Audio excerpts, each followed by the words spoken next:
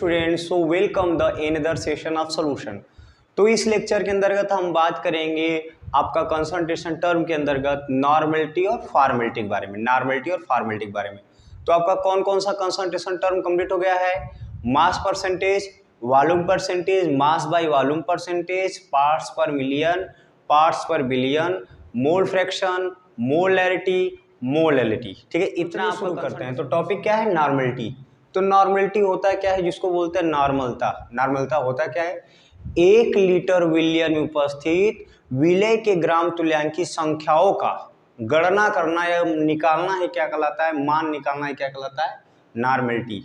यानी 1 लीटर विलियन में उपस्थित सॉल्यूट के नंबर ऑफ ग्राम इक्विवेलेंट मास को ही क्या बोलते हैं? आपका नॉर्मेलिटी। समझ में आया? 1 लीटर सोल्यूशन में जितना आपका सॉल्यूट का नंबर ऑफ ग्राम इक्विवेलेंट मास होगा उसी को बोलेंगे नॉर्मेलिटी। तो चलिए देखते हैं नॉर्मेलिटी होता क्या है, कैसे इसको डिफाइन करोगे। The number of gram equivalent mass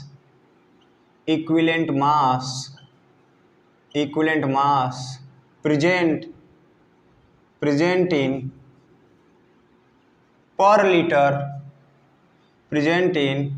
per liter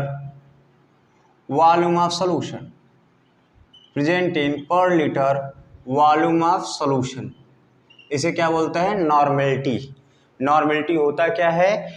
1 litre solution में उपस्थित सॉल्यूट के नंबर ऑफ ग्राम इक्विवेलेंट मास को निकालना है क्या कहलाता है? नॉर्मेलिटी।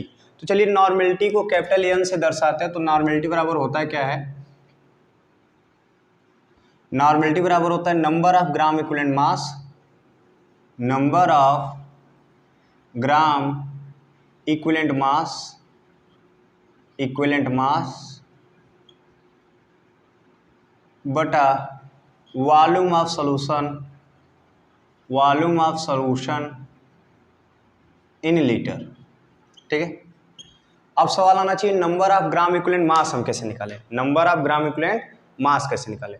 तो number of gram equivalent mass निकालने का तरीका है, number of gram equivalent mass निकालने का तरीका है क्या है?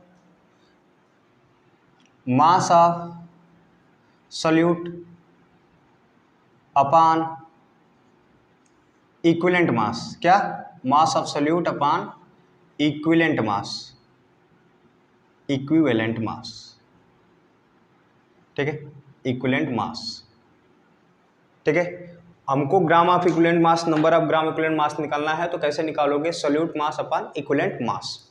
ठीक है, तो हमको पता चला है number of gram equivalent mass निकालने का तरीका क्या होता है? Mass of solute upon equivalent मास। तो इक्विवेलेंट मास निकालने का तरीका क्या होता है? इक्विवेलेंट मास निकालने का तरीका होता है मोलर मास बटा एन फैक्टर या एक्स फैक्टर या एन फैक्टर। ठीक है, तो अब क्या जाने sir, number of gram equivalent mass निकालने का तरीका क्या होता है? Mass of solute upon equivalent mass. Equivalent mass निकालने का तरीका क्या होता है? मोलर मास बटा एन फैक्टर। ठीक है, तो अब बात करते हैं कि एन फैक्टर क्या होता है। एन फैक्टर की चर्चा करते हैं। तो एक्स फैक्टर या एन फैक्टर होता क्या है? जैसे एसिड की बात करता हूं तो एसिड के केस में जो H प्लस जितना डोनर एटम होता है वो कहलाता है एक्स फैक्टर। बेस की बात करता हूं तो OH निगेटिव जो डोनर एटम होता है, जितना OH निगेटिव डोनर एटम होगा वो क्या कहलाएगा? X factor. साल्ट के केस में कैटायन और एनायन देखेंगे। ठीक है, तो कोई एग्जांपल ले लेते हैं। फॉर एग्जांपल एक्स फैक्टर पहचानने के लिए तो हम HCl ले लेते हैं। HCl को देखोगे तो आप इसको देखो क्या हो सकता है HCl को, तो H पॉजिटिव Cl निगेटिव। ठीक है, तो आप देखोगे हाइड्रोजन के केस में क्या किया? हाइड्रोजन ने 1 इलेक्ट्रॉन को लॉस किया। जब हाइड्रोजन ने 1 इलेक्ट्रॉन को लॉस किया तो आपको पता है जो H प्लस डोनर होगा, जितना नंबर ऑफ इलेक्ट्रॉन डोनेट करेगा वही क्या कहलाएगा? X factor. यहाँ पे क्या एक्स फैक्टर होगा?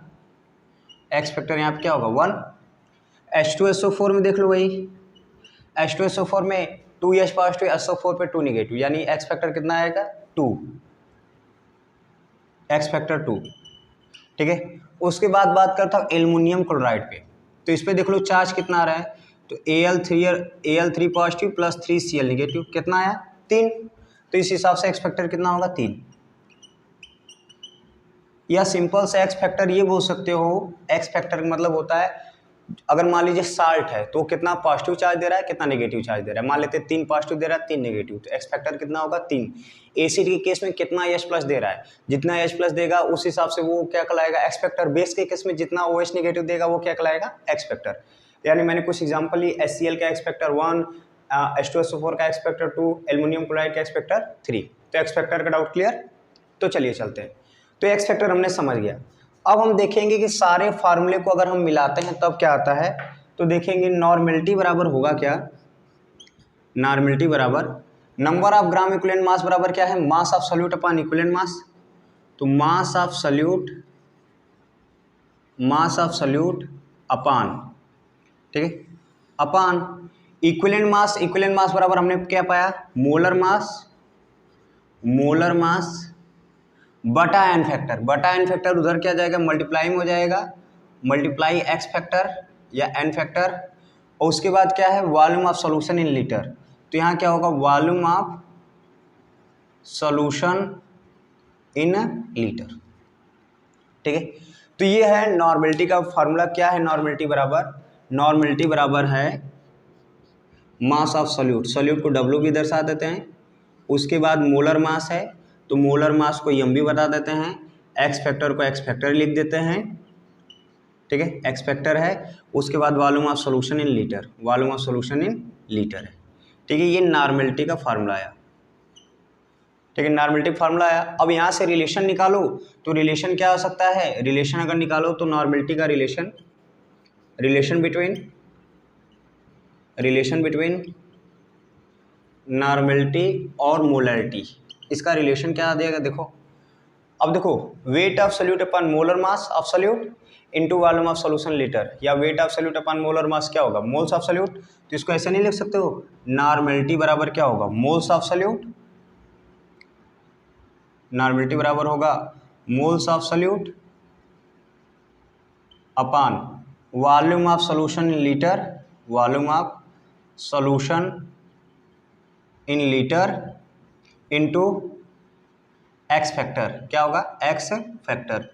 तो आप जानते हो moles of solute upon volume of solution litre क्या कहलाता है, मोलरिटी, क्या कहलाता है molarity.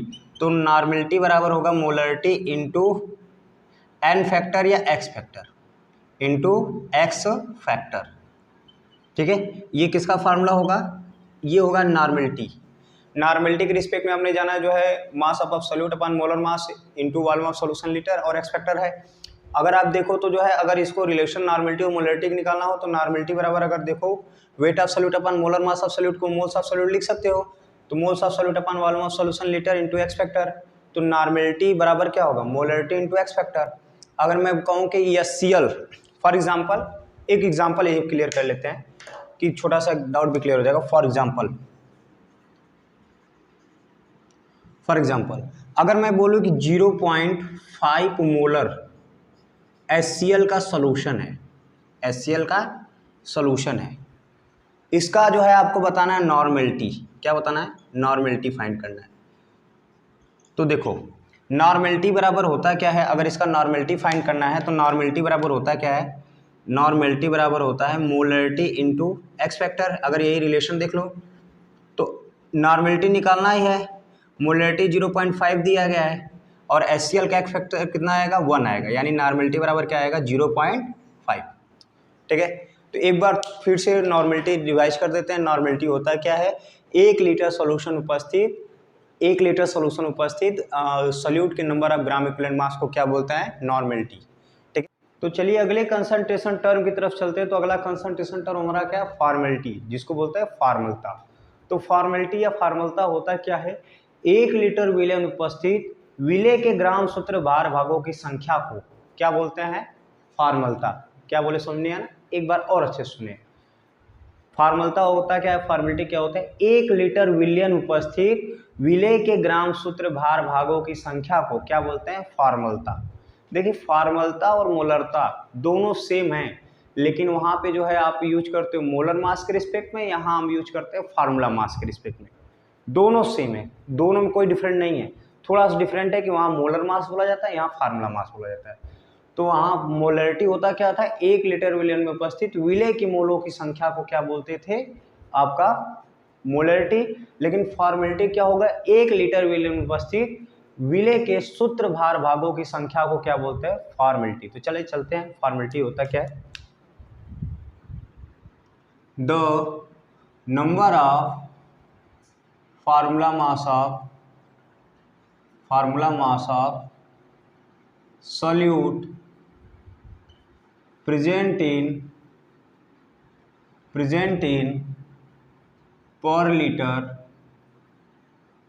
in per liter volume of solution is called formality। Formality हमने क्या बोला, the number of formula mass of solute present in per litre volume of solution is called formality.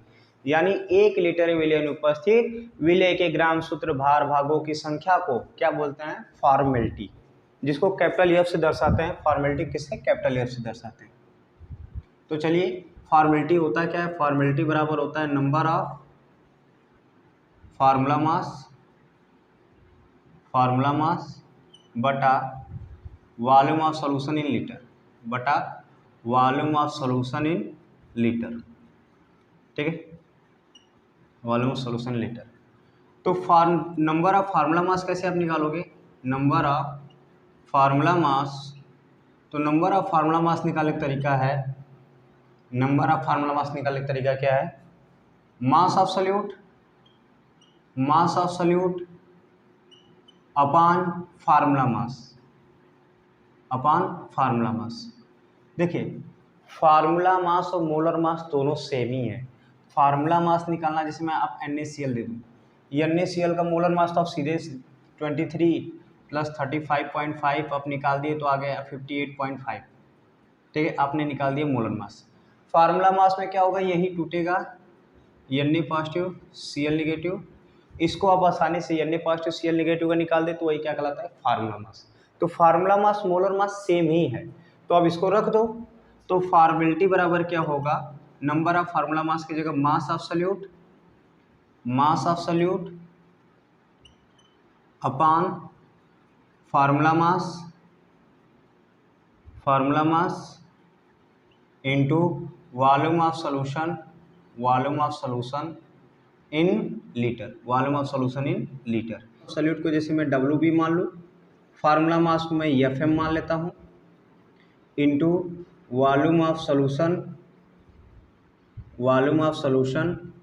In litre, ठीक है, इन litre, ठीक है, volume of solution litre.